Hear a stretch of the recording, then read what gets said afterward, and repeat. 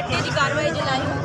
असां हिते स्टॉल्स लॻाया आहिनि तक़रीबन 10 to 15 स्टॉल्स आहिनि लाड़काना शहर में उन में 6 जेके स्टॉल्स आहिनि उहे जेलिस मार्केट में आहिनि त हिते जिथे जिथे असां स्टॉल्स लॻाया आहिनि असां उनजी मॉनिटरिंग करण लाइ अॼु निकिता आहियूं ऐं जिथे इहा असांजे जेके रूल्स आहिनि उनखे फॉलो नथो कयो वञे उते असां एक्शन खणूं इन ते असां हिकु एक्शन प्लान ठाहियो आहे ऐं असां टारगेट कयो आहे फ़िलहाल 4 रोड्स जेके लाड़काना शहर में आहिनि जंहिंमें उन में हिकिड़ो जेलिस मार्केट आहे ॿियो जिनाबाग चौक आहे बाकरानी रोड आहे ऐं ॿियो जेको इहो लाहौरी मोहल्ले में हिन में ज़रूरी आहे त असां कंसिस्टेंसी ॾेखारियूं ऐं उनखे रेगुलरली फॉलो अप कयूं जेतिरो ज़्यादा असां रिपीटेडली एक्शन खणंदासीं न पोइ करे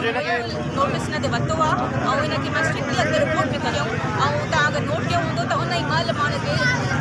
इंशाअल्लाह तव्हां ॾिसंदो त असां बसो साहब तव्हां ॿुधायो बिल्कुल बहुत कोशिशूं रुकावटूं ने गुज़िरियल ॾींहंनि खां जेको लॻातार लॻी पई आहे मुंहिंजी बि हिननि खे इहा गुज़ारिश हुई त परमनेंट को हल कढो हिन रेडियुनि वारनि खे किथे ॿिए हंधि एहतजाज बि तव्हां कंदा आहियो धरणो बि तव्हां हणंदा आहियो जेको ॻाल्हाइणो तव्हां ॻाल्हायो असां सां नाजाइज़ी करे थी वञे छो त असां जेका होलसेलरनि खां जेको ख़रीदारी कयूं था पिया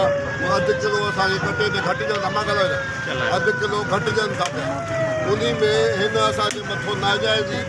फाइन लॻायो आहे जेको वजूद रेड लिस्ट जो को गवर्नमेंट जे तरफ़ां को बि तरीक़ेकार कोन्हे सवाइ रमज़ान खां रेट फिक्स कंदा आहिनि उन खां अलावा 11 महीना हिननि जी कार्रवाई छा जे बारे में आहे तव्हांजे इहा ई अंदरि नज़री आहे न गवर्नमेंट जी इंतिज़ाम में हाणे ज़ाहिर आहे जेके हिते अहलकार बीठा आहिनि ॿिए बि उन्हनि खे कुझु ॾींदा हुजनि ऐं उन्हनि जी